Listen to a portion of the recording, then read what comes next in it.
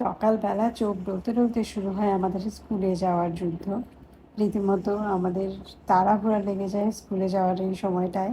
কারণ চোখ ডলতে ডলতে চোখ খুলে আর না, এইদিকে আমরা ডাকতে থাকি, উঠো উঠো ঘুম থেকে উঠো।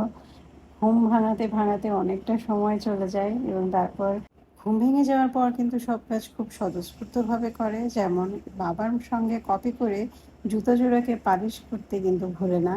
প্রতিবার জুতা পরার আগেই জুতো জোড়াকে পালিশ করে নেয়। বাবাকে দেখে দেখে এটা শিখেছে। বাবার জুতা যেমন বাবা পালিশ করে নিচ্ছে, সেরকম করে সেও নিজের জুতো জোড়াকে পালিশ করে তারপর স্কুলে যাওয়ার জন্য জুতাগুলো পরে নেয়।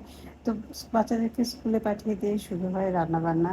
রান্নাবান্নার মধ্যে আজকে একটা স্পেশাল রান্না করব, চিংড়ি মাছের মালাইকারি। আর এই জন্য পেঁয়াজ ভেজে নিয়ে তার মধ্যে আদা রসুন এবং বাদাম বাটা দিয়ে ভেজে নিয়েছি, লবণ দিয়েছি, তারপর পানি দিয়ে লাল মরিচের গুঁড়ো, গরম মশলার গুঁড়ো, হলুদ গুঁড়ো, ধনিয়া গুঁড়ো এবং সামান্য একটু জিরার গুঁড়ো এবং সেই সাথে দিয়েছি মশলা কষানো হয়ে যাওয়ার পর চিংড়ি মাছ এবং নারকেলের দুধ। সব কিছু দিয়ে ভালো মতো কষিয়ে নিয়ে তারপরে একটু কাঁচামরিচ ফালি এবং ঘি দিয়ে শেষমেশ রান্নাটা শেষ করেছি।